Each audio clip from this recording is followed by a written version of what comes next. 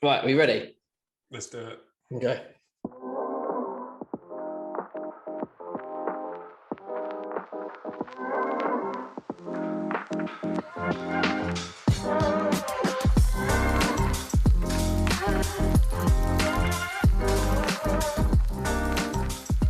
Welcome to the Waffle Cafe podcast, your regular plate of healthy, topical fun, debate and banter from myself, Ben, and from yours, one and only, Dave. That was a great intro, mate. That was a great intro. Everyone's got a mate called Dave, haven't they?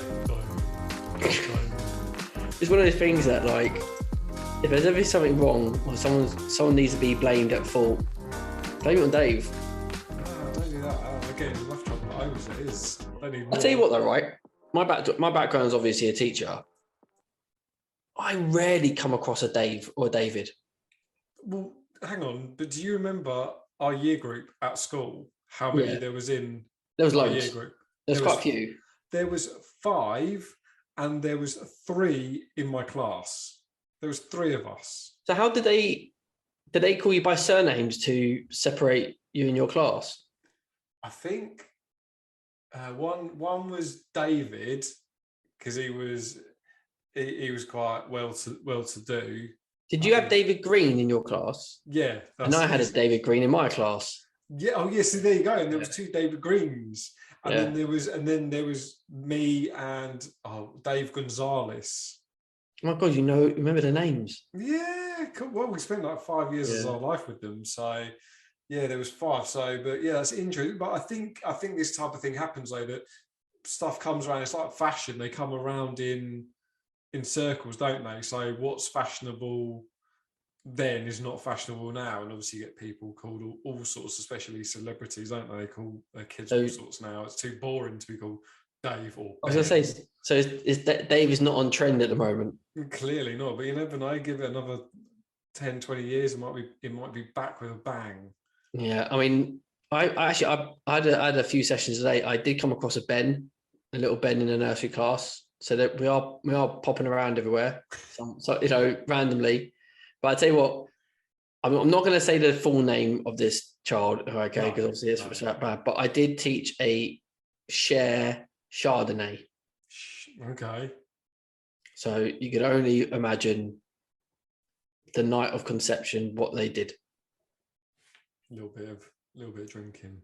Yeah, and I don't really know any share songs actually. I swear Chardonnay was a. Did you ever watch Footballers' Wives? Oh no! I swear one of them was called Chardonnay in the program. No. Well, yeah, I came across. Yeah, less said about that anyway. Better anyway. Right. So, how are you, mate? You good? I'm good. It's a bit different this week. We're on our own again. Just the 2 of us after our special guest last week.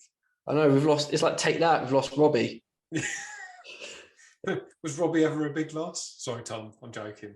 Well, he was because then, if Tom now goes off and starts singing Angels by himself, he goes on a world tour and just does a big solo adventure. I think I'll start being a bit envy. Yeah. Who's Gary? Well, Gary's like the brains behind it, so it's got to be you. Did you ever see him on X Factor? I swear he seems like the most boring man in the world, because like something would happen and they turn to him and they go, what do you think of that? He go, that's absolutely fantastic. And that was the energy he could come up with. It's just like, no, he seems like a boring man. So it's a fantastic accent you just put on there. I don't know what it was. I'm terrible with accents. Can you name any other Take That? We'll go slightly going off. I thought we should be starting our pod in a minute, but yeah. So if you're Gary and Tom is Robbie, then what? Am I Mark Howard? And what's the other one? Oh, I don't know.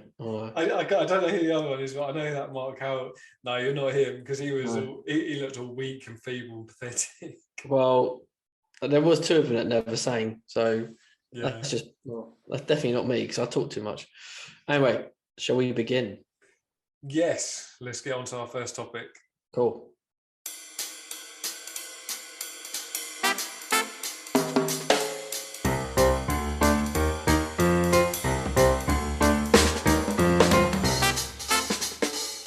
Okay, so as always, our first topic of the week is good vibes of the week, where we share something good, a good news story, just something positive to start us off correctly for the week.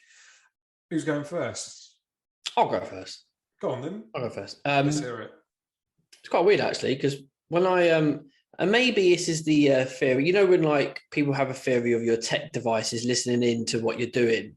Yeah. And like then obviously doing algorithms and personalizing your ads, what comes up in your feeds and stuff.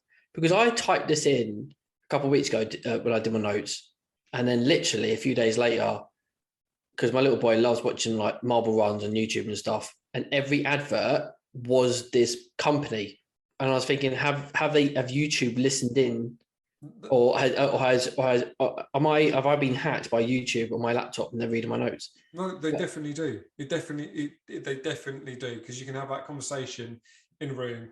2 days later, you go to search for something on Google, and it's there. You put in one letter, and the whole sentence is there of what you've been talking about. Well, the thing is, like, I'll tell you this, Brian, in a minute. Well, this algorithm is a bit dumb because I've already purchased something for them. So it's like they're showing me an ad when I've actually done it already.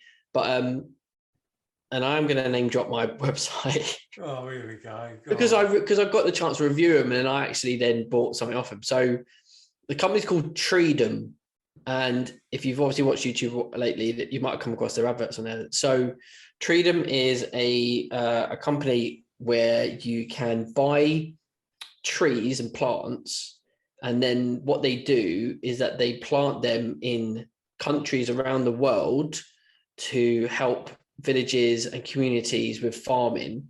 And you can, they post like pictures and updates about like your tree and stuff, how it's growing, and you basically can keep track of it, of how well it's doing, and like the length, obviously the height of it and stuff.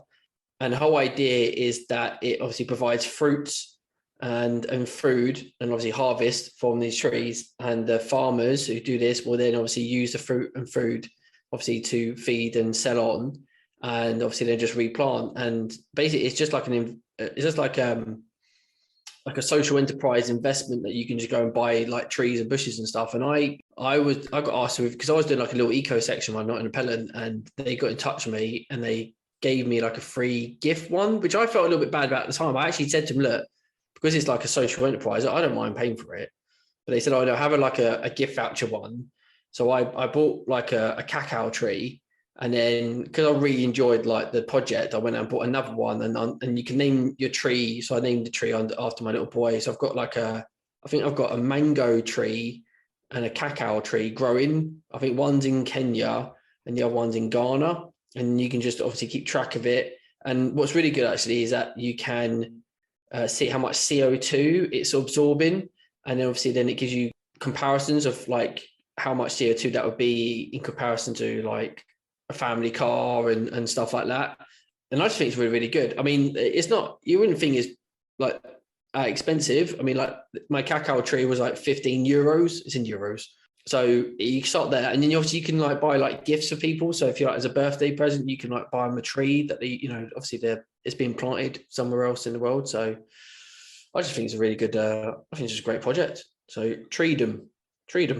We'll put a link in that, because in somewhere on something, social media or somewhere, because I think, that is incredible. Because you heard of the YouTuber Mr. Beast?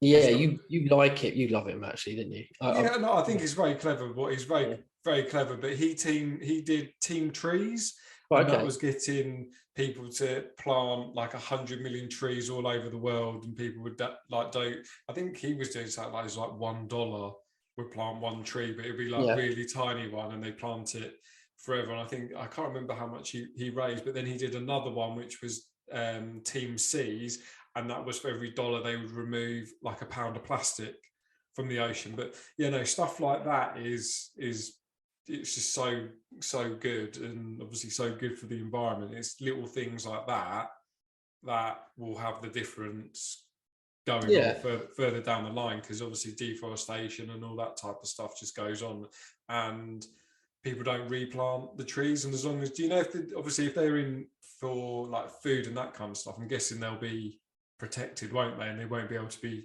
chop down later on. Yeah, I think they're in like protected communities and like, linked probably, local villages and stuff. And then one thing I did go back to the company on, I said, oh, is there any way that I can buy the fruit that obviously will be grown from it? So I thought that would be such a good thing, wouldn't it? Yeah. That I'm eating fruit from my own tree. Yeah, like buy this fruit, because obviously I can't grow a mango tree. I haven't got the right humidity or environment really, and it'll just be covered in sheep poo. So it just be, I thought, and I said to him, it'd be a good full circle to do, and that money that they sell the mangoes and cacao and stuff back to, whoever's bought the tree, then that money just gets recycled. Obviously, I'm assuming the company takes a little bit of money for themselves to, run the project and stuff, but the majority of the proceeds do go into obviously the farmer sells the fruit, goes back to his family and stuff like that as well. And like you said, there's a massive environmental impact.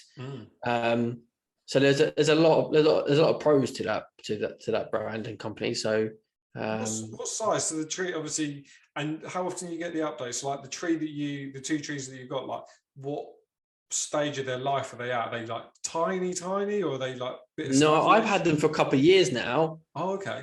So I think last pictures I looked at, I think they could have been maybe around about 1 meter high, maybe. I mean, obviously trees take a while to obviously get to a full length and obviously start to spawn fruit and stuff. So I think it's a few-year project. But that's just that was just me, and there's so many people, because you can see like a feed of who's bought what in different places in the world and stuff. So it's not just obviously Kenya and Africa. It's all over the world. You can obviously invest into a tree and buy, and then again, there's all different types of trees. Some don't bear fruit, but some do. Special packet trees and stuff, and theme trees as well. So it's a really good brand to kind of invest into, really. Very smart idea. Very clever. Good for the environment. Yeah, brilliant. So I've set the bar high there, mate. So what have you got?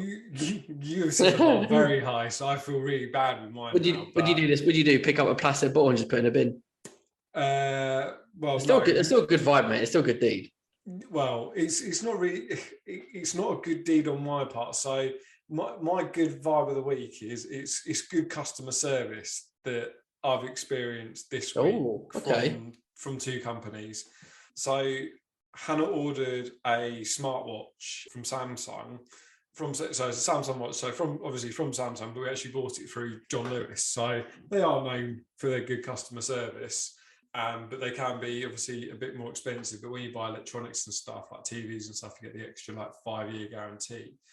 Anyway, it got delivered. We didn't go to the shop to pick up. Got delivered, turned on and everything, but would not connect to her phone at all. And part of the setup is you have to connect it to a phone to complete the setup.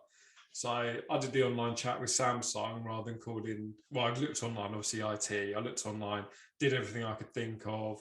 Reset it, did everything, wouldn't work. So I got on the old web chat with Samsung, everything they said, I'd already done barring one thing, did that, and they said, yeah, it's dead on arrival. It's got to be something to do with the Bluetooth or the wireless chip within it that the phone just can't communicate with it. So I was like, okay, what do I do? And they said, because it's like a day old, and you haven't used it, speak to John Lewis. Called their customer service. It was all right. It was a bit late in the day, and she tried to put me. We did get cut off, so not her fault. But she gave me a reference number before we got cut off and said go to the store. Went to the store. I kid you not, I had 4 members of staff trying to help me with it and trying to swap it, and they did everything within their power to fix it. The problem was they were showing one in stock to replace it with, but they couldn't find it. So in the end, they had to do a reorder, and it was going to get delivered the following day into the store. But then as I was leaving, they found it, but because of the way they'd done it or something like that, they couldn't let me have that one because something they'd done on a gift card. But it was just the way, because I like to have a good moan and stuff, and normally people moan about poor customer service. So I just want to shout out to Samsung and John Lewis for all their help. And the new watch came and connected straight away as it should. So definitely proved. They were a bit cheeky as I was leaving. They were like, "Oh, when the new one comes in, do you want us to set it up for you?" Yeah. So I thought they would go do that as a gesture of goodwill, but they weren't 20 quid for that. And I was like, "No, I think I can manage it. Anyone can manage it. You literally turn them on and it should connect." So it seems like your customer service expectations are probably lower than mine, because I'd be like, well, if you just sold me a 40, I'm not their fault. If you just sold me a 40 watch, give me like a free wristband with it or something, like a free something gesture. I don't know, a pair of socks or something. I don't know. it depends, because I do. It depends what happens. So I push for a gesture of goodwill or a freebie if I feel hard done by and they haven't done their all. So we ordered a mattress. That was a nightmare. So I went on and on and on and on and on, because it was poor and I got money returned. And then what else? There was the mattress we ordered, and there was something else. Oh, some sunglasses. We ordered a pair of sunglasses, and there was a problem trying to order them.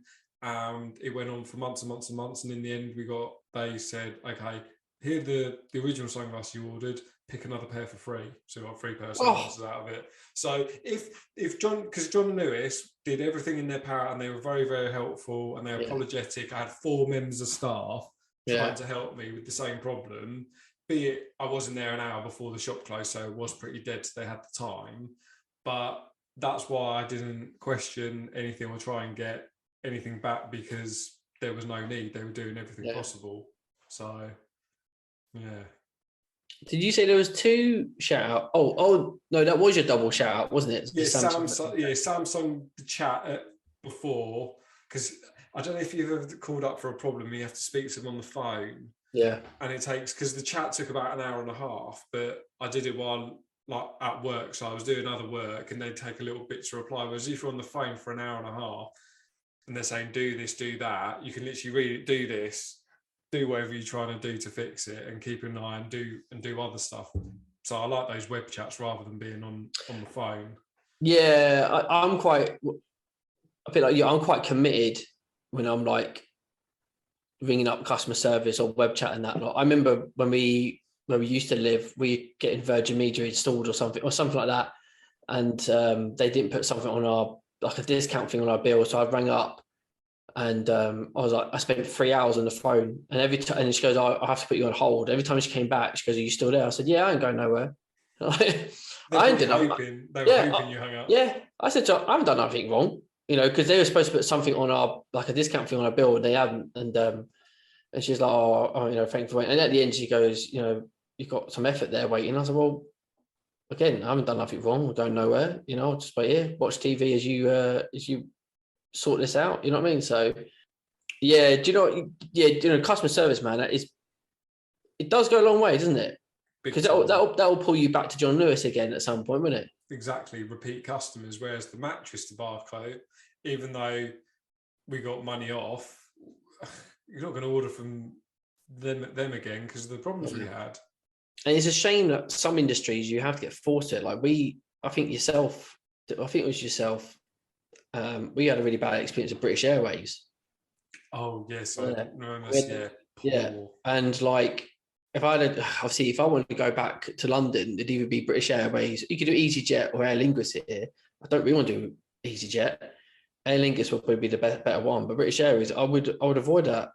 I would avoid them because of the way their customer service. Last time I had a complaint, short story, let my little boy, who was like literally just turned 2, they gave him a seat by himself away from me and his mum. And it was just like, what, and then when I complained about it, they said it was against their safety guidelines. I was like, are you joking? You know what I mean? Like, God say, I mean, I've worked with children, like I've been working with children for 20 years. I know exactly what child protection and negligence looks like. You know what I mean? What are we on about? So yeah, it is a big thing. So I was gonna swear, I was gonna go, you British Airways.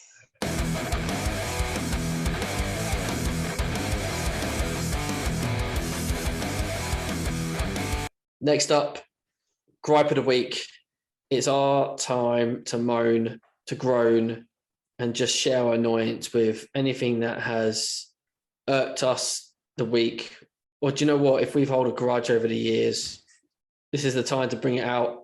You know what I mean? So, come on, Dave. What's bugged you this week? Actually, you told me you messaged me and said you've got a lot. You don't know which one to choose. You've had a bad week. There was a few, and I was like, oh, what one do I go with? What's annoyed me? What has annoyed the old man the most? And it's when you're with someone, talking to someone, and they're on their phone, not present in the moment, and it's like, why are you doing this? So I understand, like, if you're out with someone and the phone rings or there's a text or something like that, then yes, you might need to just check it to respond. It could be important or whatever, and you might need to leave or do something, which is fair enough. But it's more like when people are like, you're with them talking to them and they're like scrolling through Instagram or Facebook. It's like, is my company not good enough? Maybe it's not. Maybe I am boring and they don't want to talk to me. Maybe that's it. But you know, listeners, Ben is looking at his phone, pretending he is going through Instagram. Like, but I think as well I think it's just like manners as well. It's like it's manners as well, just to not be listening and stuff. It's like, why take the time to go and why spend time with someone if you just want to be on your phone? Just don't go. Just be at home. Just be at home on your phone. Now, are you saying this because it's aimed at a certain person, as in, i.e., wife? No, no, not my wife. Because I'm happy. Because I know my wife listens to this podcast because I make her on a commute. So I always check. Have you listened to it this week? You can test her, can't you? You Yeah. can test her. Yeah, but we do have like little digs at each other. I mean, I honestly, if we're watching Ozark at the moment, and I have my phone here, but I don't touch it. I don't check my WhatsApp or anything like that unless there's a break or whatever. She stopped. Don't have notifications on. But she will scroll secretly to the side, and I have to look at her and go, "You watching this?" Because what will happen? What will happen is something will happen on Ozarks or whatever we're watching, and then she'll come back to me and she goes, "Oh, wind that," or "Oh, what happened? Well, why didn't you watch? Oh, why is that? Well, if you watched and you understood, you could have learned that." Maybe it's a woman thing, because I can't. Sexist. God, we're going to get cancelled. I said maybe it is, because Hannah, when she's watching TV, she's always on her phone, but then she manages to take it in. If I'm on my phone and I'm watching, I can't do both. So if I'm watching something, my phone is to one side or whatever, and I'll, like, if someone's WhatsApp, just like in the break or whatever, have a look and respond then. But Hannah's quite able to watch, and I'll always go, like, if we're like in like a film that's got like quite a lot going on, you need to watch. She'll be like, "Are you watching?" She's like, "Yeah," and she doesn't like miss stuff. So I don't know, but yeah, you might be right. It could be a female thing, because it's a bit of a kind of like that. It's a bit like a myth, like they're really good at multitasking, and I do understand that. But for you to be in that company, I'm not of anyone who's with you on the phone. Yeah, like, put your attention. I want your attention. Give me your attention, because if it works the other way, you probably moan at me if I'm on my phone. Exactly. One ball for one ball for the other. That's it. So yeah, that's my gripe of the week. Quite a short and sweet one, but yeah, that's all right, mate. Hopefully, you've got off your chest. You look like the world is now off your shoulders. So yeah, I can sleep easy tonight. Well, you'll like my one because it's car based. Oh, I love a car based anything. It did start off with a certain. Okay, so basically, it's parking here in Northern Ireland, right? Okay. Oh my good God. Okay, it started off with I called it promenade parking, because when we were in Portstewart a couple of weeks ago, I started to play a game, and this is how bad it was. So there's in Portstewart, it's a very short promenade, maybe like about 200 meters long. That's how like the strip is, and it's quite a bit of traffic to go through. And people are parked off on either side of the promenade where the shops are, where the seafront is, and every other car, people were just sitting in their car doing nothing. Right, mostly it was old couples, and they were just sitting there And I get if they just want to come and have a look at the view, but most of them were literally either asleep, looked bored out of their head, they were literally doing nothing. And it just really got me there thinking, if that was me and I'm their age, I'm not wasting my life sitting in a car. Get out, go sit on a bench, go sit down by the beach, like get out your car. And like, maybe they might have some mobility issues. Okay, I get that. But they must have walked or something to get into their car. They could freaking walk out their car to get to a bench or something. Do you know what I mean? And people were like looking for somewhere to park and stuff. I mean, we stayed in the town, so it wasn't a problem. You know, we walked to everywhere unless we drove to a different town. And on the last day we were there, I said to my wife, I said, right, we're going to count over the 200-meter strip how many cars had people in it that were doing nothing. And I think we got to like 27 cars in like a 200-meter strip. So that was literally like every third car, either side. And it was just like, oh, there's another one. Oh, there's another one. But that's just one area of parking here. The other area of parking is just the quality of parking here, Dave. It would blow your mind how bad they are here. They don't park. They don't park straight, and they park over two bays. Or they don't give a monkey here. They really don't. Like our local shop has a slight slant of the parking bays. There's no excuse though. You should over time get better at your parking. But the amount of people I've seen, and again, it's a slightly older audience who do it. They will literally just drive their car in, and if their wheels are over the bay of like the white line, whatever, they get out, leave a car, and then it knocks onto the next space, and in the end you're like, okay, I can't get a space because some idiot's double parked, everyone else is double parked, and it's just awful, mate. Parking it is absolutely awful.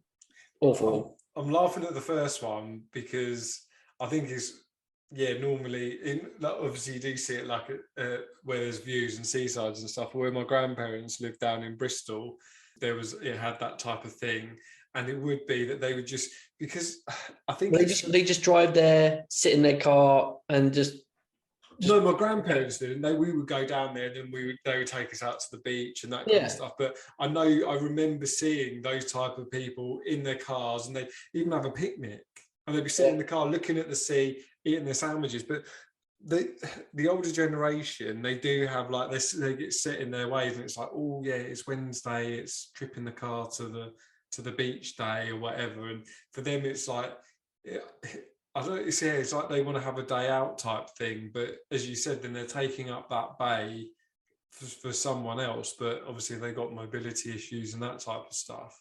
And then the second one I'm guilty of, because I had I'd expect you to be a good parker. Well, no, but listen, good at parking? No, there's a caveat. There's a caveat, because obviously I can park, and I park my car normally now, but I had a modified car back in the days, the red Polo. And when me and the lads used to work in Halfords, and we all had these modified cars, the worst place, obviously, to park a car like that is in a car park. You get car dings, all that, whatever. Yeah. So we would all turn up to Halfords early, and we'd get the best parking spots away from everyone else, but we'd park over the line and then next to each other, so no one could park next to us or whatever. And we knew that our cars were safe there the whole day. But obviously, we'd be taking out a load of parking spaces. But have you seen it before? Because obviously people do that. You see, obviously now Instagram, and you see like Ferrari, Lamborghini owners do that in car parks, and it pisses people off. Well, I saw one once on Instagram. So this Lamborghini parked over the white line to use 2 parking spaces, but was paying display, and he bought 2 tickets. So on one side of the car, he had 1 ticket, and one side the other ticket. So he was using 2 bays, but he had paid for 2 bays. So I was like, yeah, no, that's fair. Okay, I can deal with that one. I can do. He's parked over across 2, but he's paid for 2. Yeah. So. It would obviously annoy someone looking for a bay, but he hasn't actually technically done anything wrong, has he? Really, because he's paid for both. Yeah, I don't know the laws, like of a public council car park and that type of thing. But I thought, yeah, you're using 2, you're paying for 2, so surely you can do what you want with it. The difference here is they're not driving around in Lamborghinis and lowered Polos. They're driving around in a Kia or like some sort of Hyundai, or just a random Jeep. Do you think it's because there was maybe like There's recently no enforcement more here. no, but do you think it's because there's less cars and stuff over there? There's obviously because you're more definitely like countrified and stuff, so there's probably less people, less cars and that kind of stuff, so they think it's not a busy place anyway, I just dump it here for the however long I'm in. And I think that there's a lack of enforcement and people accept it. People don't care because like a lot of people do it. I mean, I saw I drove into our local shop the other day and a Jeep and a trailer had parked over like 4 bays. He didn't need to. I know he had a trailer back. I know he had a trailer, but he didn't need to. You know, there's other places he could have parked, but it's just like, I'll park here and screw everyone else. I tell you what, though, I was at a school today, and this will annoy you if you ever work there. Their car park. So I drove in because I never drove into their car park. You park outside the school, but I thought I'd drive in the car park there and see if I get a space. And there's a few spaces, but then I realised that the spaces were in front of other cars, as in they were like double parked. So if you came in first and you parked, there would be a space behind your car, to the left of your car, and to the right of your car. It was like it was like rows of, there's no separation of the rows, if you can imagine that. So if you parked in first and then someone comes and parks behind you, you can't get out. No. So I said to the teacher, I said, your car park, how does that work? And she's like, yeah, it's a bit mad, isn't it? And I was like, well, yeah. So how do you get out? She goes, yeah, you can't. I was like, okay. So what happens? She goes, well, usually the teachers will park first and the TAs will try to park behind them. So the TAs would go home first and then the teachers can get out. But obviously, that's just obviously a theory. And that relies on everyone knowing whose other car belongs to. Yeah, I didn't risk it. I went there. I said, nah, I'm not risking that. I'm not getting into a row or something. I'm not staying here until someone that's parked by me until 7 o'clock at night. Exactly. And imagine if you had to leave work for an emergency. It's silly. It's really silly makeup. So I parked out just outside the school and it's fine. Do you know what I mean? And then I was sitting in my car just having a quick break to my sessions, and there's space. There was a minibus had pulled up in front of me, and then there's a there's a space for a car, and behind me there was no cars. Like you could park anywhere you want behind me, and this car had pulled next to me and then tried to reverse into that space, getting really close to my car. I don't think they realized I was in the car, and I was watching them. And I was like, why are you doing that? Like, why are you putting yourself in that situation? You could just park behind me, just drove up behind me. You know what I mean? They've got it, and only because it's closer to the school by a car's length. That's the attitude here, Dave. You've got to change. I think I've got the name for this podcast, Parking Wars. Oh, it is an absolute bugbear, mate. So, yeah, ever come to Northern Ireland, mate? Just be wary wherever you park. I won't bring my car, mate. You can show for me.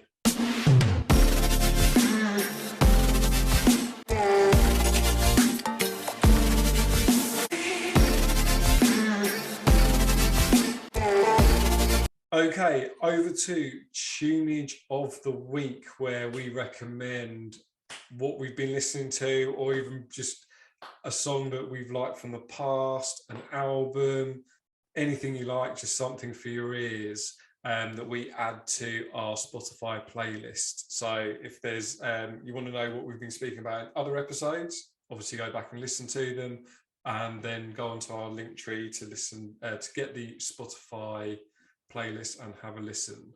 Shall I go first? Yeah, I think I'm gonna go first. So this is a song from a guy that I've been following from his first ever album, and this is from the song is from his second album, Ready for the Weekend. So who that is? You're a song guy. Ready for the Weekend. Is it The Weekend? No, it's not. No, it's not. Oh, Ready for the Weekend from 2009. Calvin Harris. Yes. Yeah. Okay. Yeah. Right, love a bit of Calvin Harris. Seen him live. Oh no. I always thought his older looked like Panda. Oh, yeah. Yeah. He does. I've just upset myself by saying it because I have seen him live. Hannah's taken to see me live in London, but I get depressed about it because I was in Vegas once and he was headline. Yeah, and I missed the night. I missed the night where he was headlining in Vegas. I didn't go, and that's Why? still upset. Why didn't you go? I can't remember. It was me. Probably run out of money. No. We were the chips table. We were somewhere else, and then we didn't go for whatever reason. But you pawned the tickets for extra chips, didn't you? Yeah, get my gambling addiction up. But yeah, the song is "I'm Not Alone," the radio edit, and it is just a full-on happy, feel-good vibe banger, as most of Calvin Harris's songs are. I think I remember he went. So this is from the second album. I can't remember what albums he's up to now, but he did an album where it was sort of like a slower pace. And then after that one, he said he's not making any more songs lower than a certain beats per minute. Like they're all like fast, ready, like go. And yeah, I do like Calvin Harris a lot. I would have heard this track, right? Yeah, you would have. Yeah, it's very good. I can't really play it in my head. I can't really hear it. All I've got is Dizzy Rascal in my head. Yeah, but you can't. That's a good song as well, but you can't really talk about him, can you? Been in the news lately, hasn't he? Oh yeah. The only, and you please argue against me. The only critique I've got of Calvin Harris, especially some of his sort of more recent stuff, for me they just sound very samey. Where his old stuff was a bit more eccentric, a bit more like quirky. Like he had what was his first one? Oh, Born in the 80s. Was it Born in the 80s? Yeah, something? that was one of them. Yeah, that was one of his. Yeah, like some of his his first stuff was a really wide mix, but obviously now he's sort of like refined and tuned himself to be like obviously a club kind of music DJ, isn't he? Kind of like producer. Yeah, he does a lot of producing now, and he always said that I think he started off as a DJ, then he did producing, and he said he was just happened to be in the right place at the right time. Do you know how much? I don't know if he still gets it for Vegas, but because he used to play in Ibiza, but then went to play for Vegas because he could earn more. Do you know how much he gets per set, or used to per set for one? So for a night. I don't know. He probably does 1, 2 hours, 3 hours a set. I'm not sure, but 2 million? No, no. Is that a stupid answer? Well, I don't know. Maybe some people get, but he 2 million, but he gets 150 grand. Wow, 150 grand. 50 grand an hour. His work rate is. He's probably, I don't know. He probably does more than that, more than an hour. But I mean, that's a mega amount of money, isn't it? But he I fair play to him because like he changed his image from like a shaggy looking Mark to obviously being a model for, was it Calvin Klein? Yeah. You know what I mean? So like, he really refined his image and like a good looking bloke, if he's out there. But this is what they say though. It's not, you're not ugly, you just. I'll tell my wife to him. Because have you seen those like memes before of like the like Kylie Jenner and Kim Kardashian and that when they were younger, and people said, yeah, you're not ugly, you're just poor, because now they've got money, and they don't look anything like they used to. So. It could be him actually. It could be him. Yeah. Okay, I'll add that onto the list.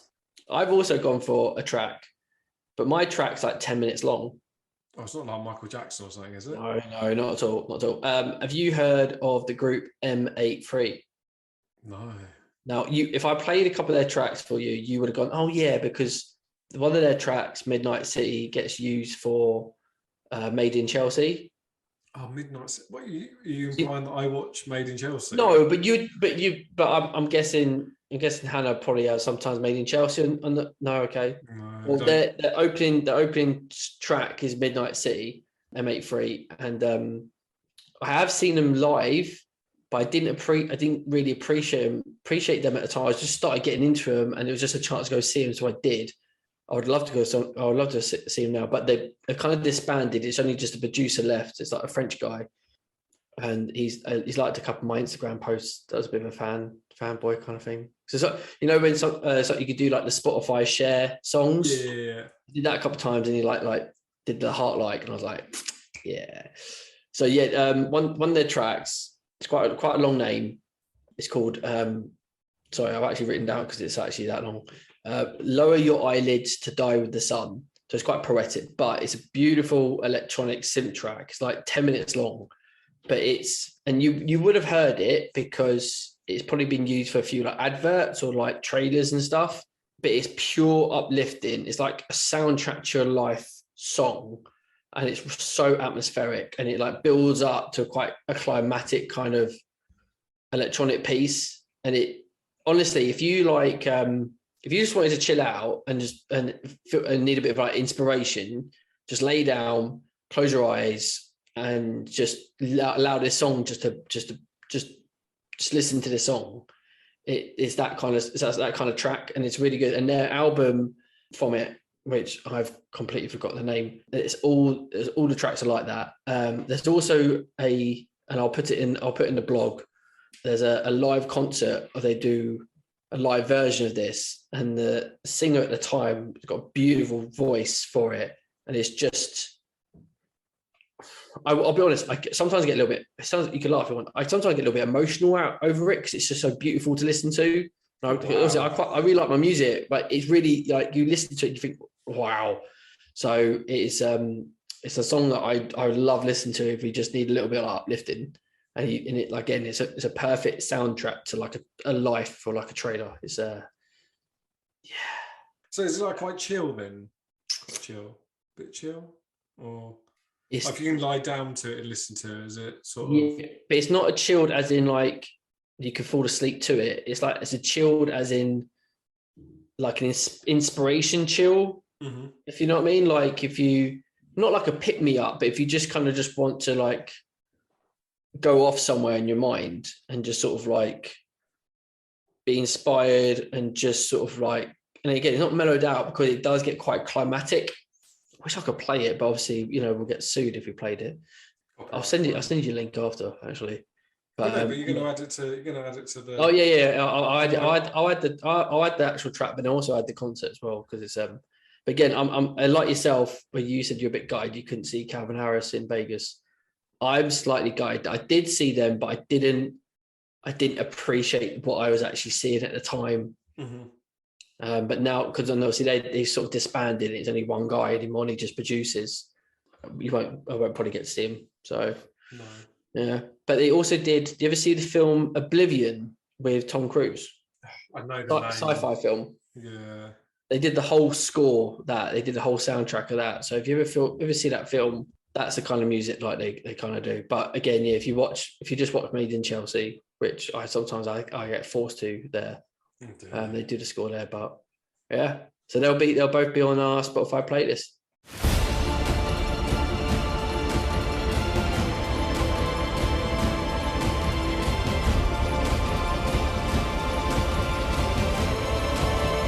Right, next up is our footage of the week. This is where we share what we're watching on the box, on the big screen. It could be a TV show, it could be a film, it could be a box set, it could be from the past, could be from the present. I doubt it could be from the future because we need to review it and to recommend it, so that wouldn't work. Yeah, so what are you watching this week, Dave, or what do you want me to watch? Well, I did promise last week that I had a couple of things that I was finishing that were like recent programs.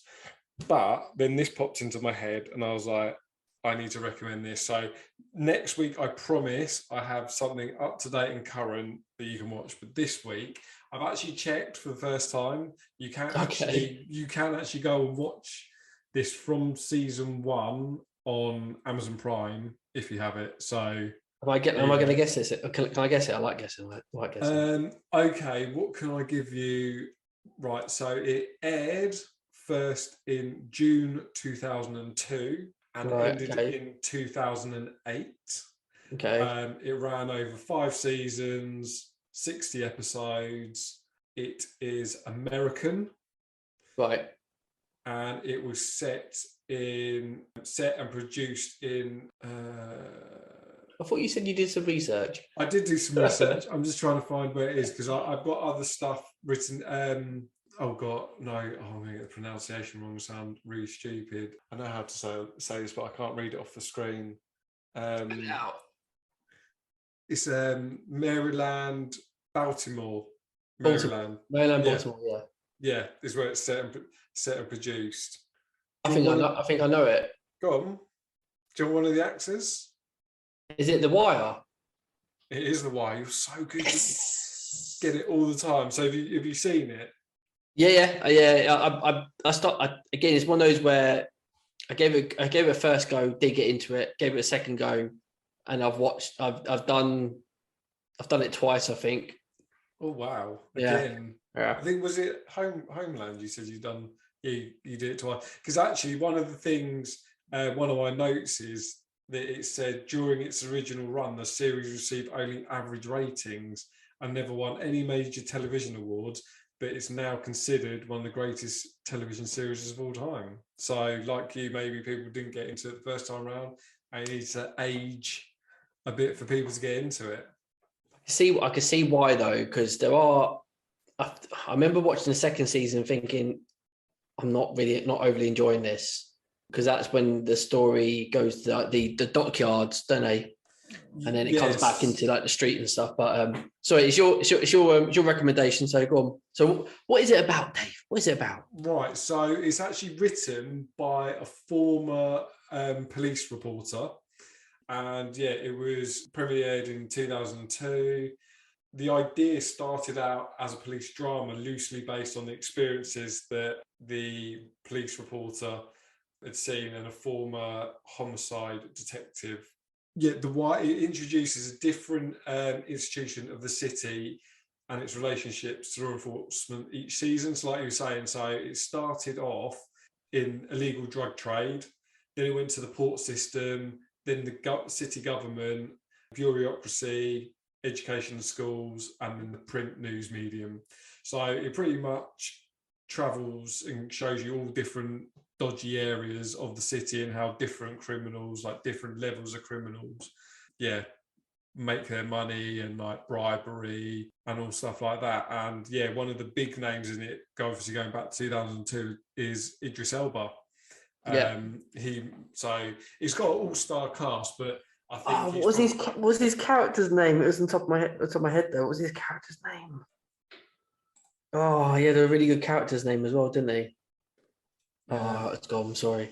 He was called Russell Stringer Bell was Idris Elba's character. Yeah. And he was in it wasn't it the whole way to 2008. He was in it 37 episodes from 2002 2004. But Idris Elba was in loads of stuff before that, but I think that was a fairly big break. It put him on the Hollywood map, didn't it? Yeah, because obviously he wasn't in it as an Englishman. He was in it as an American, so he had to do the accent and all that. So like, yes, he could act before, but having to put on an accent, I think, takes actors to another level, really. I've actually got some of the characters up because we just did a little bit of research there, didn't we? And I've got some of the characters up. So I wonder if you could tell me any more about some of these characters. Omar. Remember the name, yeah, because I've got him up there now. That's the thing. It came into my head. I remember loving it. I might have to do a rewatch of The Wire, to be honest. Yeah. I think I have to rewatch it. Well, Omar was played by Michael Kenneth Williams. He sadly died last year. Do you remember? No, I didn't know that. Oh, no way, Dave. Yeah, he sadly died. And Omar was the gay gangster. Ah, yes. Yes. And he was just ruthless, absolutely ruthless. Yeah. Bubbles.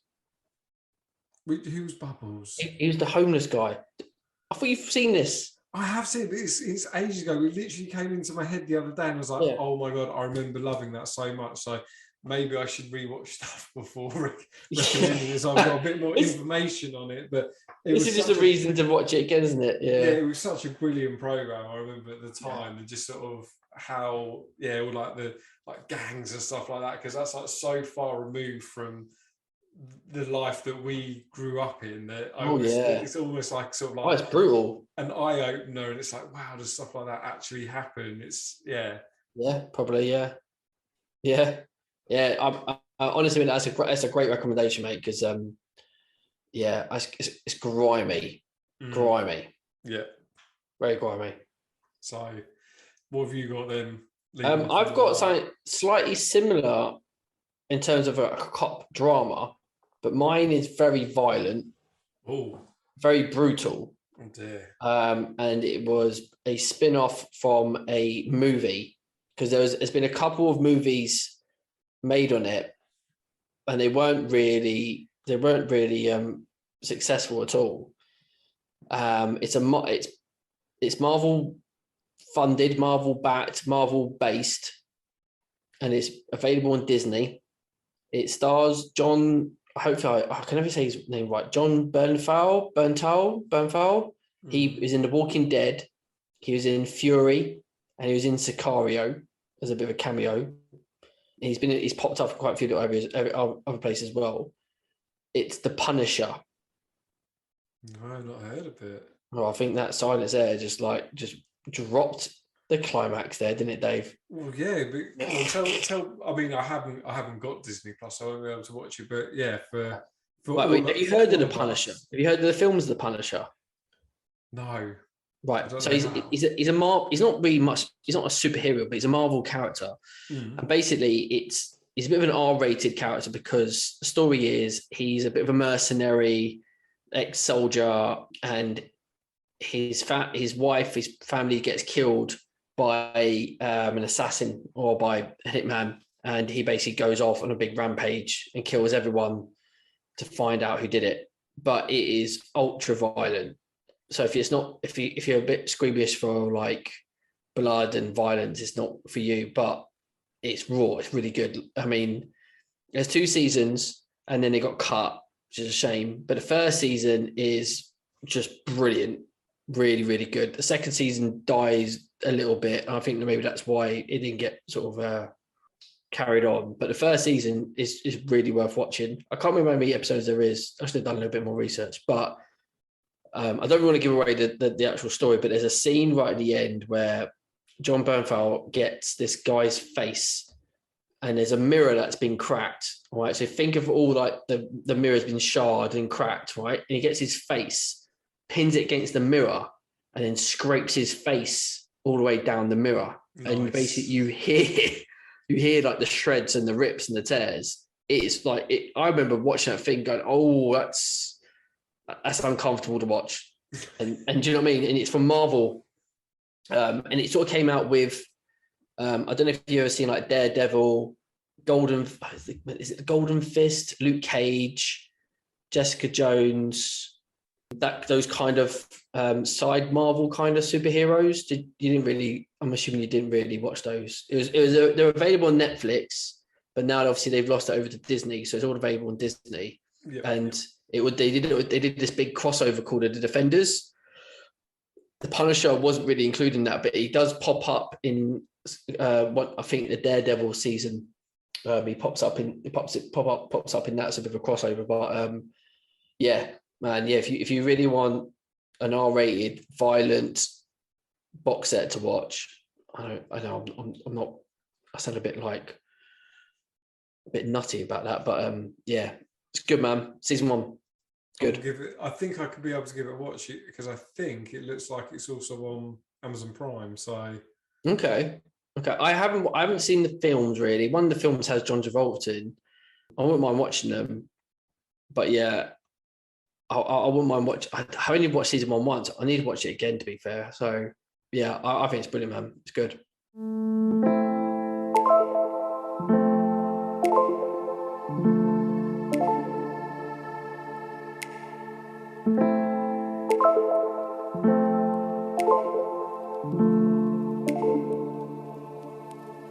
Okay, so our next topic is a brand new one. It's called Locate, Vacate Real Estate. And it's somewhere, anywhere in the world we want to go, have been to, want to spend the rest of our lives living there, or just want to go on a holiday. So Ben, seeing how you actually came up with this topic, which I love because I love traveling, let's go with where your pick is first. it might a bit underwhelming because I've kind of picked where I live right now. I'm sorry. It's not the town that I'm in. It's my vacate real estate is the Mourns. Like, I have literally fallen in love with the Mourns. If you don't know where the Mourns are a mountain range in Northern Ireland. It's a home of Northern Ireland's highest peak, Slieve Donard, at 850 meters high, which is just over 2,700 feet. There you go. Yeah, I mean, since when I met my wife, and I came over to stay for the first time all those years ago, and we drove through up to the town and saw like the view of the Mourns. I was just like blown away. Like the amazing scenery. And the amount of things, like, I still haven't, I've only sort of touched in exploring like the Mourns, and I've climbed a few peaks. I've climbed Hen Mountain, Pigeon Rock, Pierce's Castle, Slieve Donard, and then probably a few smaller ones that I haven't. But I think there's like about 70, 80 maybe summits in there, like very like small ones to like big ones. There's also something called the 7 Sevens, where like you walk or run all the highest 7 peaks in a day. And also there is a little bit of heritage for you. So there's a wall called the Mourne Wall, which was built, I think, about like 100 years ago or something. And it's basically just to separate like the farmland and that in there, and to protect obviously like, you know, the land from in there from grazing and stuff like that. And it's amazing. Like, it's some really steep bits, and it goes all the way over the peaks. It's amazing how they've done it all. But the wall is actually 22 miles long, and there's like a race in there that you walk or you can run the wall, and you just follow it all the way around, which obviously takes you forever. And it's home to a few massive reservoirs. You've got Spelga Dam there. You've got Ben Crom, Silent Valley, and my favourite one, which I mispronounced. Now it's pronounced Fuffany, but I was calling it Fofani. So I didn't know how to say it. And my father-in-law went, "What did you say?" I was like, "Fofani," and he just like laughed, because obviously Fanny is ladies area. Yeah, an old rude word. But yeah, man, I love it, man. In there, you can do so much. You go walking, hiking. There's some nutty people you can follow on Instagram who go cold water swimming in there, like the plunge pools and stuff in there. You go mountain biking. I mean, it's so much to do, and it's on my doorstep, and it's just somewhere that I find just amazing to see, man. And I'm happy. I'm overly happy to be here, and just a massive playground, man. So leave your house, Dave. Come stay with me. I didn't know that we'd got our first sponsor on the podcast, because clearly you've been paid to say all that from the Northern Ireland tourist board. Tourist board. That was a glowing review. But the thing is, right, is that yesterday I met up with a guy that I know who lives near the Sperrins, and that's another sort of not as high, but another sort of like high range, which is quite nice. You've also got here the Glens of Antrim, which is like a massive valley with some peaks as well. Mm-hmm. And then we're also going to stay in Donegal in July, which has some massive peaks as well. So like everywhere in this country has just a really great sort of landscape and area, and I just happen to live right on the edge of a massive hiking playground, really, to be fair. So have you got a listing? Because obviously you sound like you've obviously ticked off some like the big ones, and you said obviously you've probably done the smaller ones that have got names as well, but have you got like a list of all of them that you want to make sure you tick all of them off, or you just sort of just go exploring? See, that's what I need. I need one of those scratch maps, don't I? You know, we get the scratch maps of the world. I need one of those to tick off. Otherwise, it's just Wikipedia. Just for Northern Ireland. Yeah. Just to scratch off the peaks as you go. That's what I mean. Like if you go on Wikipedia, there's like 70, 80 peaks that have been like mentioned. Although you got to be careful because of the weather. I had to get out of the house like a few weeks ago, just I've been in for quite a while, and I thought I'm just going to go out because there's a few like get to know what car parks are around and what sort of laybys.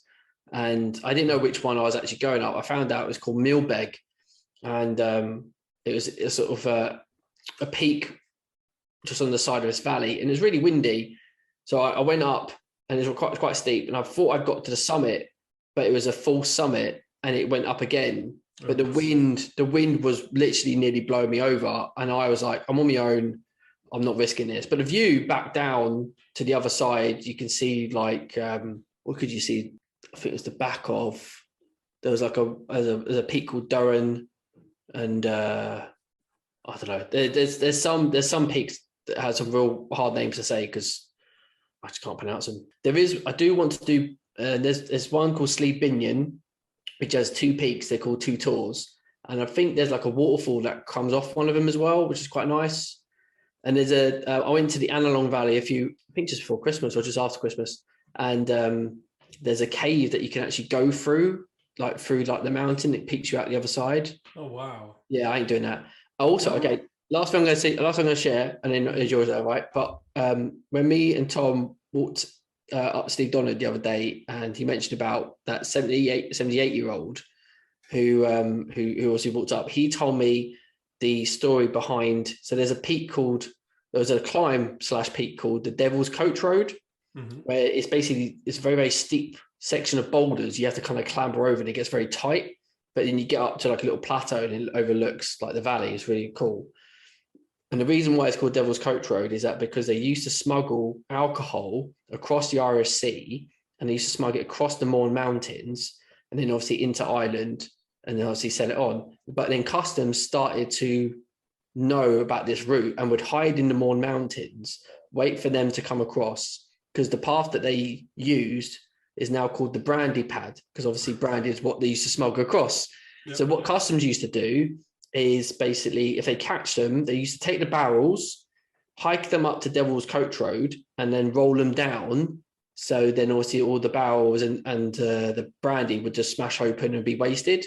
And it's called the Devil's Coach Road because apparently it's called the Devil's Milk or something, the brandy. Yep. So it's been given that name. So there's a little bit like history behind it. There was apparently, I'm waffling now.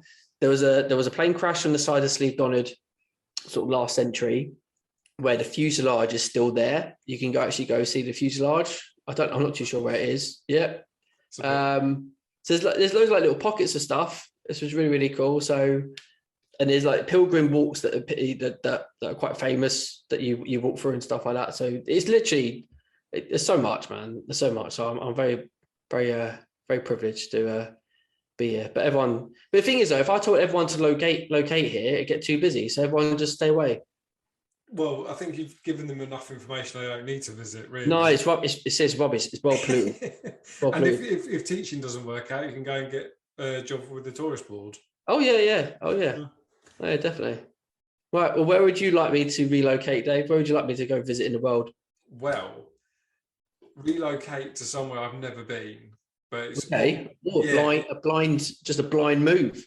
Well, it's not really a blind move because I feel it's got a lot going for it. When you look at pictures, it just looks absolutely beautiful. And can I guess? Yeah, go on. Ivy Bridge Estate. Beautiful place. The tower blocks, just the architecture. No. The place, because I've never been that far that way, it's New Zealand. Oh, wow. I've always wanted to go sort of New Zealand, Australia, but I picked New Zealand because of its size. It's a lot small. It's obviously way, way smaller than Australia. So I looked it up, and the population is like 5 million people. And in comparison to the UK has 67 million. So it's just a fraction of the people. Spoken to people that have been there, and it's a beautiful, beautiful country, unspoiled. Their main sport is rugby, so I think I could fit in. I was wondering if there was an underlying reason you wanted to go there. It's not really. It doesn't have to be because I'm getting on a bit now. So my rugby is starting to look a distant memory. So I just enjoy watching it. But I mean, it's obviously combined of there's a North Island and a South Island, and there's 700 smaller islands, and as I said, it's a small little country. Look at pictures of New Zealand and it looks absolutely stunning.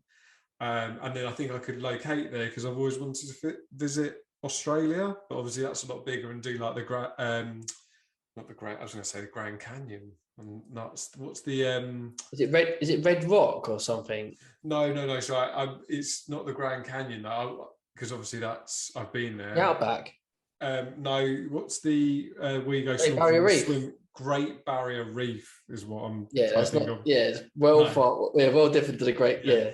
I had the great in my head though, but yeah. So I've always wanted to see Australia and that kind of stuff. So if you lived in New Zealand, I have the best of both worlds. Australia just be pop across, but yeah, New Zealand just looks beautiful.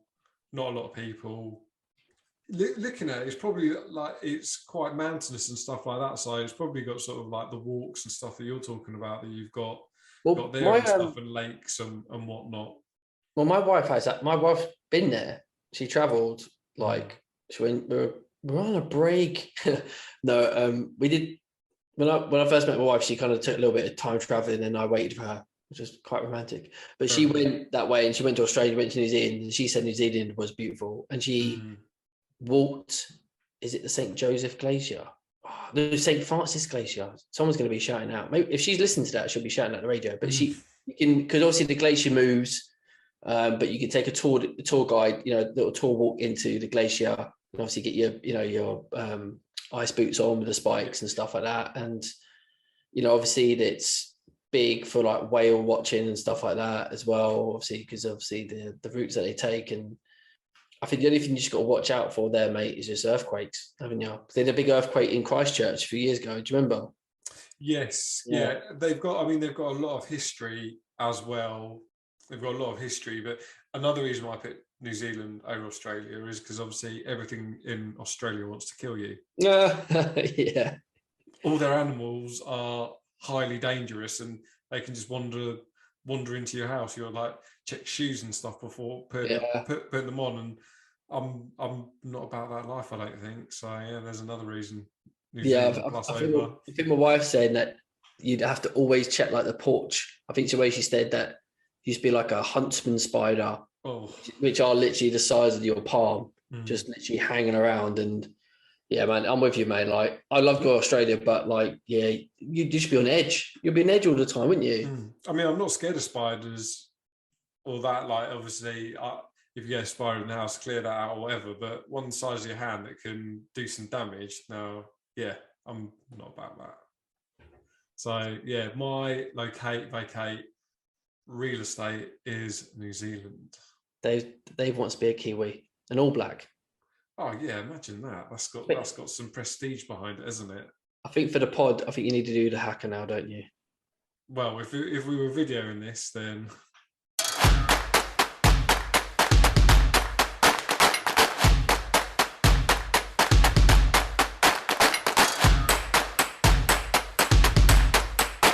right, it's time for instant replay. This is our opportunity to relive a big sporting moment. It could be one that we've been to, one that we've seen on TV, or just one that we've read about, or just be a sporting moment before our time that we just want to relive and just go through all that emotion again. What do we have? We had Tom last week, didn't we, about the Zamora Day, QPR's playoff winner. I had triathlon success. You had a boxing one last week.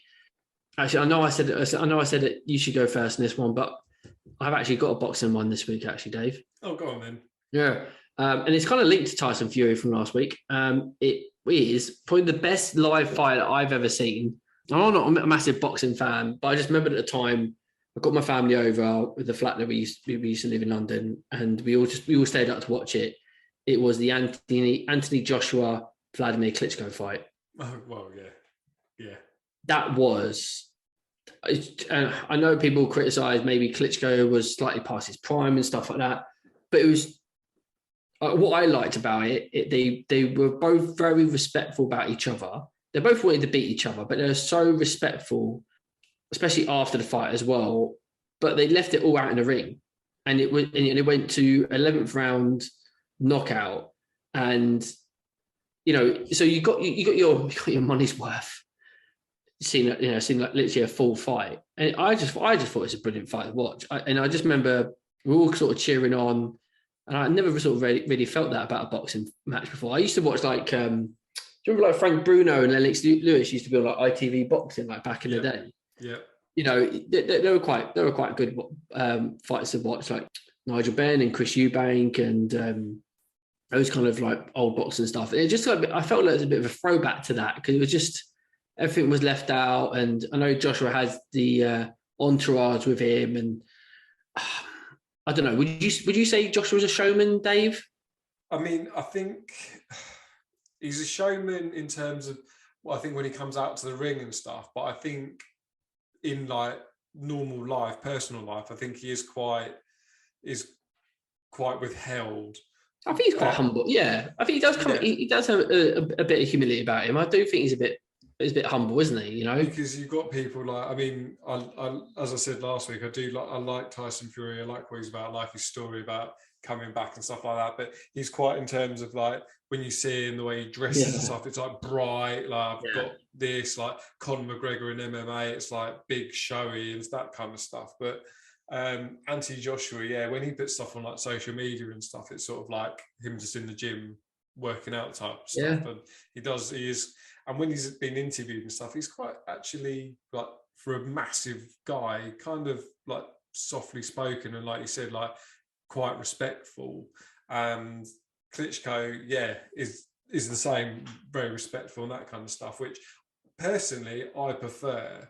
When they're trying to like sell fights and stuff, it's almost like David Haye. God, he was always awful. Like he's like trying to trash talk, and one of those fights he had the on his t-shirt he had the person decapitated. Oh yeah, on his head, and whoever he was fighting, the mum got really upset by that and stuff like that. And it's like, I don't think boxing is a sport. It's aggressive. They're fighting. They are technically trying to take each other's heads off, but I don't think it needs to be all the trash talk and stuff. It's like they're going to have a fight, whatever. Like people like you said, AJ and Klitschko prove that you can be respectful of one another, have a fight, knock the other one out, and still be good to fight without doing all the shit talk before. So it's just all hyped to big up sales, isn't it, and ticket prices and stuff, isn't it?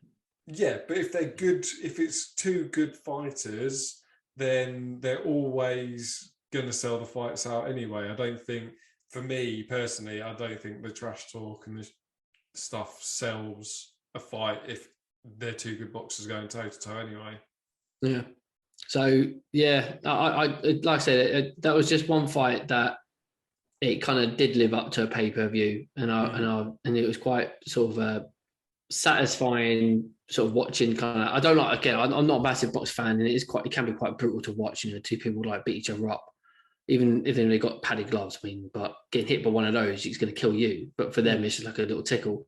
But that was a fight that I haven't seen something live up to since, really. So over to you then, mate. Okay, so for my instant replay, it was one sporting event that we were actually at together. Oh, really? Yeah, so it was me, you, Tom, and Ali. Right, I've nailed it on straight away. Go on. It's the Cycling World Championships at the Velodrome. Yeah, 2016.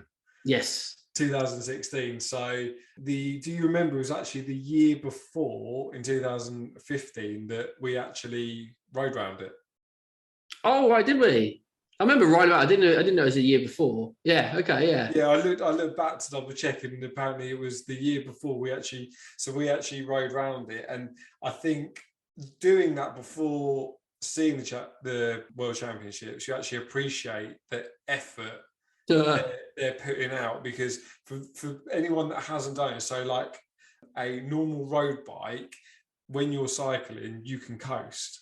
By coast, I mean you stop pedaling and the wheels will still go, and the chain stops moving, so you can coast. On one of those track bikes, your legs have to be moving the whole time. Is it a fixed wheel? Is that correct? Yeah, fixed wheel. So it's a fixed wheel. So if you stop pedaling, the back wheel stops pedaling, and you're coming off.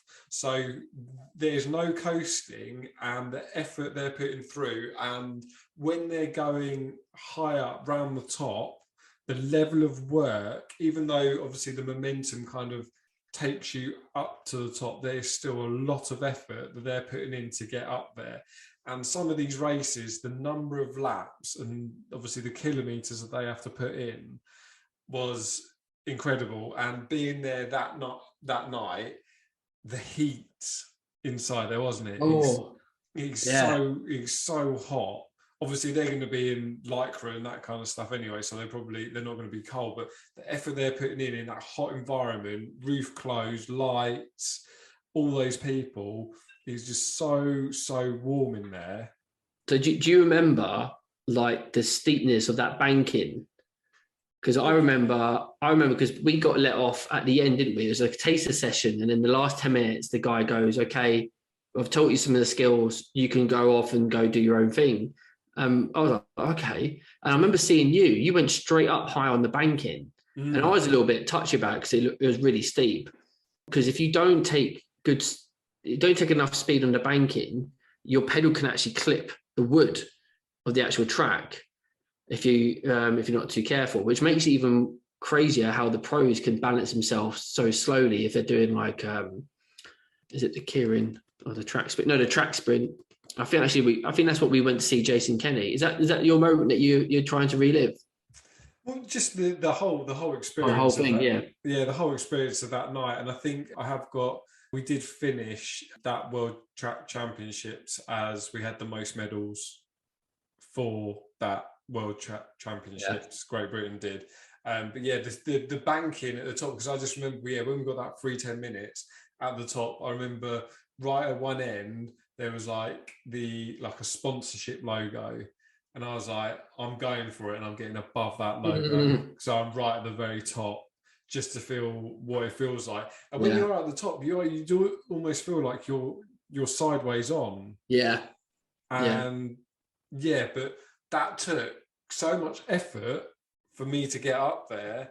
And they just do that lap after lap after lap. Like it's nothing. Obviously, they're professional sport. That's their professional sport, so they train for it. But it's a lot of effort, and that's why some of their legs are huge. Yeah, big powerhouses.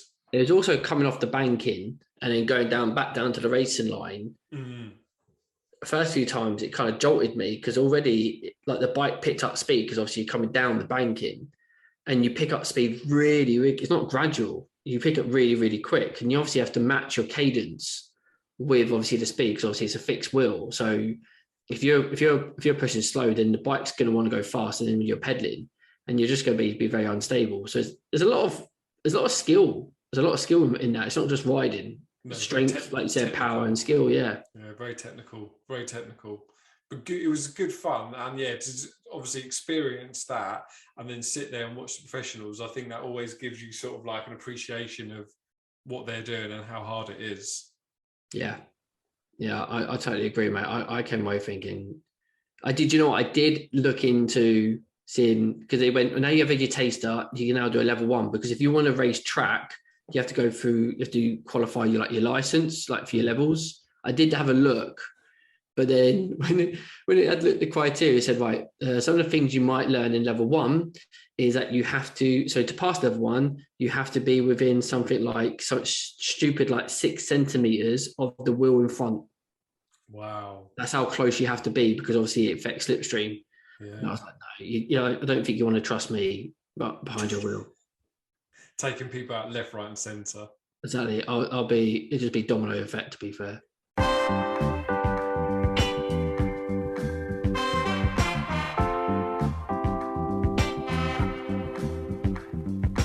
Okay, our next topic is what's your price, where we try to put the other one in a difficult position and ask them how much money it would take to do what's on the cards. Now, I tried to do Ben's fear a couple of weeks ago, then he did my fear.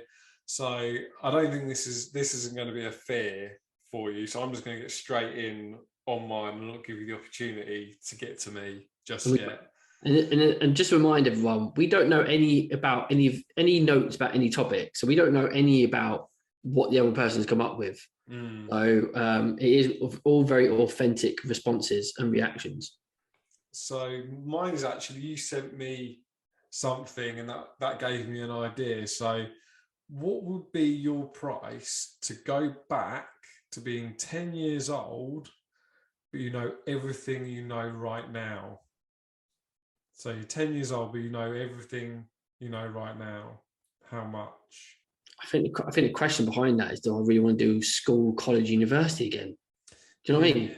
Yeah, but this is the thing though, because it's a smart one though. Because imagine you're a 10-year-old with your brain now.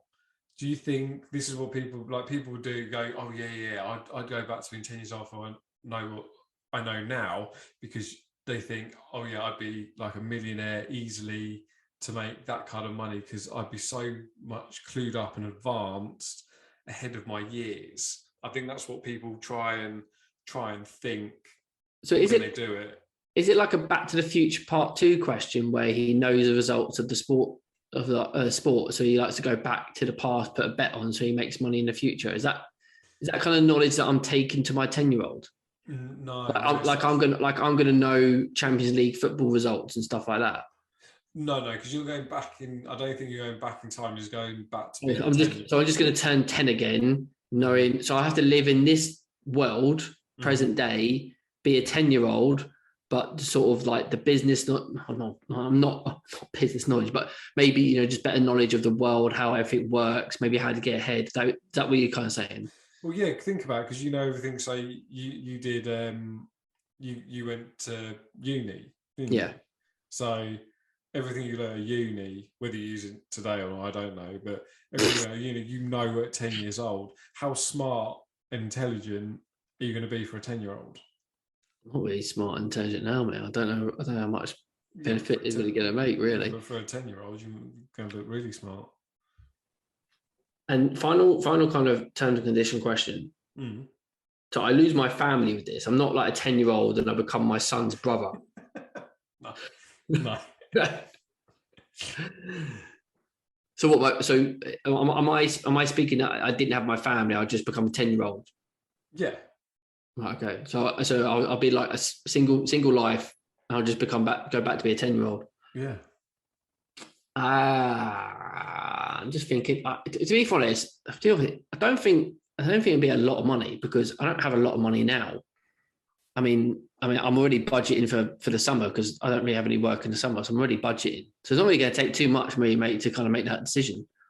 What are we talking, like grand then? What are we talking, 2, 10? I think maybe. Okay, whatever price I give you, do I take that money and do I have it as a 10-year-old? Yeah. So I'm not saying it's not my price, but say, like I say, $1 million. I'm a 10-year-old with £1 million. Yeah.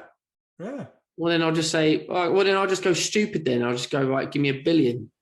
$1 billion? Well, yeah. Well, then I'm a billionaire, as a 10-year-old billionaire. I'll just quit school and just travel the world. So you wouldn't do it for 100K? No, because in a billion pound will just completely last me for life. I put it in crypto and just live off the dividends. You have been watching crypto. Crypto has crashed horribly. Yeah, I know. It's been quite bad. I know. I'll put it into Netflix. Actually, no, that's crashed as well. Yeah. I'll put it into oil. No, that's crashed. I'll buy wind farms and renewable energy. There you go. Yeah, but because I'll buy it. Do you know what? I'll just put a billion shares into Tesla as a 10-year-old. There you go. That would do it. That would do it. But that's the thing, though, because you've got that knowledge, a normal 10-year-old is not going to know that. That's what it's about, because you know everything that you know now. Right. Well, I don't want to be greedy. So if I was to give up, so to be 10-year-old again, but then I have to live, I'll relive my life again. So and I could just get that fortune. So really, I could go cheap, and then obviously my knowledge, or like you said, where I could invest money in and stuff like that, I could build a fortune. So I just need base money, don't I? Really? Yep. I'm trying not to be greedy. Like I said, I could say billion and just be a right arsehole about it. But let's go 100K. 100K. I think that's. Again, you're pretty fair with your prices. I don't think I tried to beat you down last week. Like 100K, I think that's pretty. Again, that's a pretty fair amount. Because what would be in your mind then? I don't know. I think I would do it. I think I would do it for 100k. Would I do it for 50 though? No, I think 100k because if you know everything, then that's the point of it. Because then the other half of the question was like you could go to being 40 years old, but you've got 10 million in the bank. But I thought that's a bit too easy because But going back to 10 years old, but knowing everything you know now, I think most people at 10 with their knowledge today would be able to carve quite a nice life for themselves. Yeah, it's like playground money, isn't it? Yeah. You're just in the playground now, just selling like sweets from the corner shop, going, I just need to top up my my pension, So interesting one, mate. It's like a Back to the Future question that was. Mine is completely opposite. Oh, no. Now I've thought about this, and I thought, well, you don't like Indian food, do you, Dave? No. And you don't like hot stuff, do you? I hate spicy food, so I go to Nando's and have like lemon and herb. I'm that level of can't do spice. So I researched what was the hottest chili on earth. Oh God! It's called the Carolina Reaper, and it's 600 times hotter than Tabasco sauce. Wow! So, what is your price for just eating one of them? I think I've seen that before because there was that program like Man versus Food, and he used to go to do different challenges and stuff, and they would go, if you sit in the meat freezer with a gallon of milk. Yeah. Oh, the hottest ones, the whole one. Yeah, whole one, and you can't swallow it. You have to. I'm going to be strict here. You have to have at least 4 chews. So 4 like crunchy. You can put the chili in your mouth. You crunch it 4 times, then you can swallow it if you want to. But I need to have at least 4 bites to it. See, you know what? This isn't as bad as the dog one. Definitely not. Like, are you kidding me? Like, people get heart attacks over these hot chilies, Dave. What? Whoa! No, because the game here. Yeah, because if you're not, like, people actually get like heart attacks over like really really hot chilies because obviously it raises their blood pressure because how hot it is, and obviously because the body's trying to get itself off heat. So the blood obviously just trying to rush to your skin, your blood pressure goes up, your heart rate goes up, puts pressure on your heart. So it can onset not great stuff, to be fair. Oh, okay. Well, my price is just I should have said that. You should have said it after the price. Yeah, my price has just dramatically changed. Oh Jesus! Okay, I didn't know that you could potentially die from eating a chili. I thought that you could be in a lot of pain for a while. So, but I'm also going to be very nice as well. Is that because like in some of those Man versus Food challenges, they do like hot stuff, and you're not allowed to drink for like 10 minutes. You can have whatever you want straight after. Okay, all right. I'm not going to be nasty like that. I don't want you to die over a hot chili. So you could just drown yourself in a big massive bath of milk if you want to. Does milk actually help then if you're eating something spicy? Yeah, it does. Yeah. Okay. Or a nice yogurt. Do you know what? I'd probably do hot chili like that. Remember, it's 600 times hotter than Tabasco sauce. So think about what Tabasco sauce would be like. And that's the thing. I don't really know because I don't have anything that's spice or anything like that. So I'd be going into it pretty not knowing because I don't test myself out on different spices and that kind of stuff. So I don't really know what's hot anyway, what's not kind of hot. So if I'm potentially could die from it, I think it's got to be like half a meal. If I couldn't, if you told me that it was my mouth was going to really hurt. You're going to be a lot of pain. Yeah, and I'd be crying, but there was no potential of death. Then I don't know. I'd give it a bash for like 10 grand, but don't want to die. Wow, you gone from 10 grand to half a mil. Well, yeah, because dying is.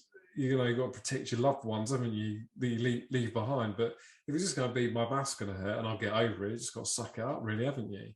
It's not going to be because that's the thing. What I don't understand is like when people go, "Oh yeah, I had this really nice curry. It was so hot, my mouth was on fire. It was tingling." Like I don't like that sensation. So why do people want hot curries that's going to stimulate that and do that to them? That's not for me. How can you enjoy your food with your mouth on fire and you're pouring with sweat? That's why I don't get with the whole spice thing. I can't enjoy food if my mouth's burning. But if it was like, eat this chili and you're going to get paid, I'm like, okay, I'll do it this like for this time for a decent amount of money.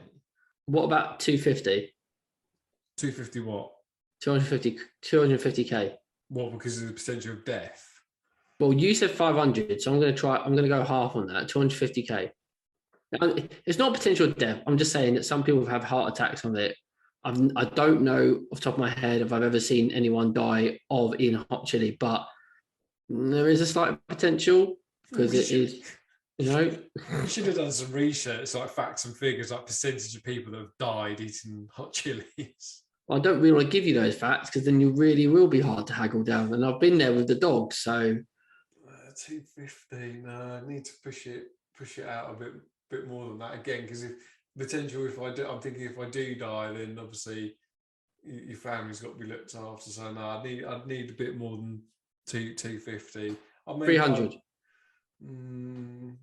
Let's go for 350. 350. We'll stay to 375. How's this expensive, mate? You've got to go for 380. Do another 10. 385. Do another 5. 3875. Nah, I'll stick to my 4 if you can't come up the next little bit. All right, 39. 390. Yeah. Yeah, okay, we'll do 390. £390. Excellent, great. I never said the 1,000, man. I never said the 1,000. No, you reckon you're slick, don't you? I am slick haggler, mate.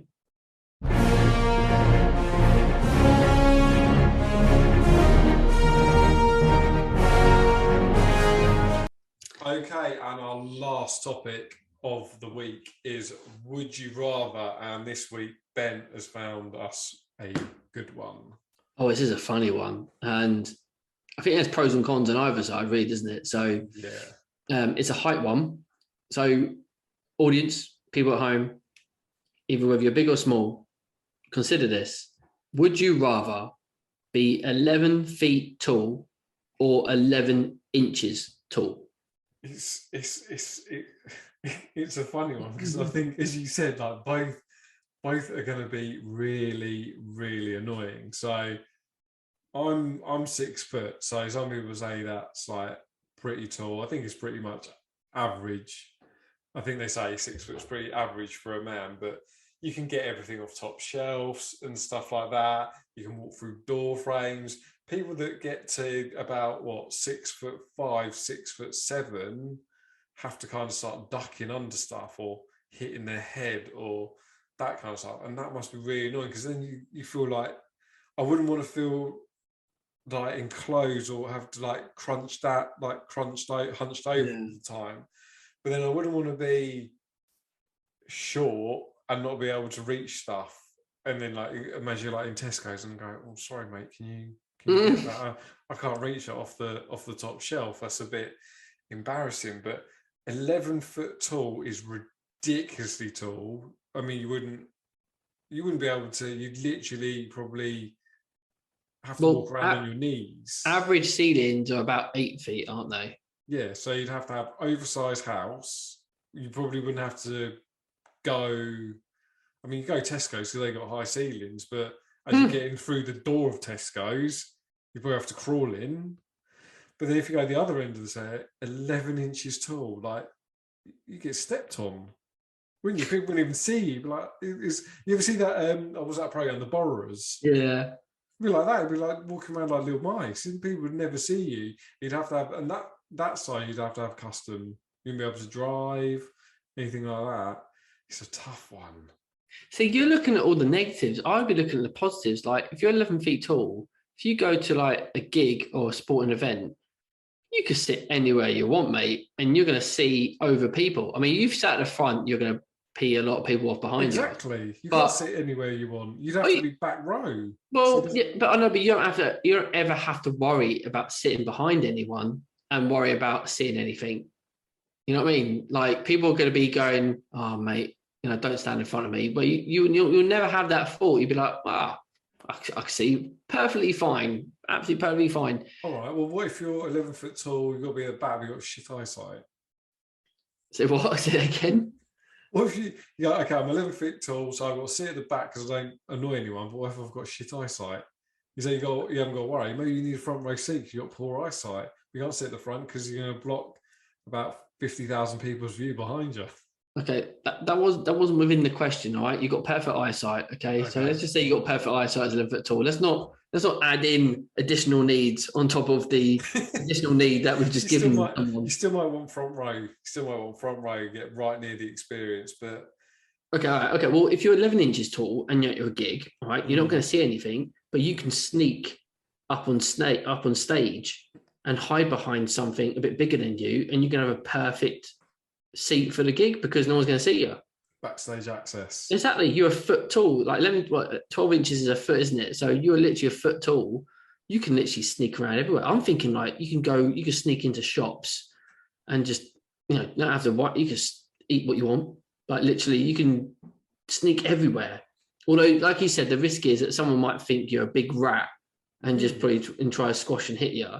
But you can sneak around all things. You can go on like, if you're normal height, you won't have to worry about like height restrictions on rides and stuff. Although you're 11 foot tall, you probably won't be able to go on roller coasters anymore because you just smash your head on something as you go through. Yeah, again, 11 inches, you're not going to fit. You won't be allowed on. And 11 foot, you're not going to be able to fit, are you? So it's a tough. What do you think if you were looking? So if you're a single guy, and you're one of these, what do you think the opposite sex would think was the least weird? Would they want to go out with someone that short, or would they prefer someone that big? Because again, it's going to have implications for them as well. I'd say they probably would rather. I mean, because traditionally, women in the past would always want someone taller than them for some known reason. But I'm thinking they would like when they not like, because you'd be like a little puppy to them. I was going to say a lapdog. Yeah. They'd be like a lapdog, couldn't you? Yeah, and they could put you in like their bag, and to be fair, you'll be snug in their bag. You'll be absolutely fine. And there are other areas of the body they could sneak you into a bit warmer as well. I'm thinking maybe the chest area. If you're a foot tall, it would be, because you do see like the puppies, their little head out, like being like snug in there. You could be that puppy if you're 11 foot tall. If you're 11 foot tall, if you're 11 foot tall, you'll be putting that woman somewhere like underneath your armpits to hold on to, something like that. So I'd think they preferred the smaller stature in that case, because 11 foot tall would be freakish. But suppose though, if you're 11 foot tall and you're good at sports, basketball, you're literally just going to slam dunk. You don't have to do a slam dunk. It'd just be a little finger just to tap the ball in, wouldn't you? Just walk up to and go, boom. Exactly. So you'd be wicked at basketball. You'd probably be really good at rugby. Well, actually, I think if you're good size built, you'd be good at rugby. I mean, if you're thin, if you're a bit of a beanpole, you'd probably get taken out. But maybe you could just step over them. If you're a sprinter, maybe it takes you about 4 or 5 steps. You've run the race. Yeah. So if you're a goalie, you can just lay down in the goal. I mean, a goal is only what? I'm not sure how. I swear, a goal is only what, like 7, 8 feet tall. So 7.5 foot high or something like that. Actual goal. To be fair, you'd be a wicked goalie. You just lay down the goal. So there are a few. I think if you're 11 foot tall and you play ice hockey, you would fill the goal up. So just sit there. Exactly, they're never going to score. So there are some sporting bonuses to being 11 foot tall. Yeah, it's not. Yeah, it's a tricky one. I'll be interested to see what the listeners think, which way they would go, either or. I know what I'd rather be. I would rather be 11 inches tall, and you're like this, because food would be like a super size me. Because if you're 11 foot tall, right, and someone's made you a normal sized burger, right, that burger is like someone's brought you a super large from McDonald's. It'll fill you up for a whole week. So everything is just going to be bigger, and you're just going to be like gluttony for food and everything. You know what I mean? So yeah, if you're 11 foot tall, your food bill is going to be insane. Oh, it'd be like tapas for life. Yeah, you need like like the burger thing you've just said. You probably need like a good 6 burgers. For a normal size. Yeah, I hadn't thought about that. That's a good point. I like my food, so that's maybe swayed me a bit. So I'd rather be 11 inches tall. I don't know if I'd like being short. I'm not short, like I said, 6 foot's pretty average, but I don't know. I think I'm gonna go different from you, like normal. I think I'm gonna go tall, and we'll see what the listeners agree with, as always. And how can they do that, Dave? We will put a poll up on Twitter and Instagram, and I have also been chucking them on our Facebook page as well. So comment away, and let us know. Cool. Lots of waffling, lots of different content, lots of different topic. Hopefully people who are listening are still awake and they're still with us. We are aiming to do 10 episodes for the season and then reconvene and see where to go with that for that. So hopefully everyone's enjoying it so far. We have, because we just keep waffling on. We do. We keep going. And again, next week, won't promise anything, but we might have another surprise or something little in store for you again next week. Dave's going to eat the Carolina Reaper. It's been live on the podcast. It's been ordered already. Yeah. Ambulance just outside, just in case. St. John's ambulance with the milk. Defib. Local milkman is going to do the extra shift for the night. just ready. So yeah, cool, man. Good to see you, Dave. Good to catch up with you. And on to next week's episode. Okay. Peace. Over and out.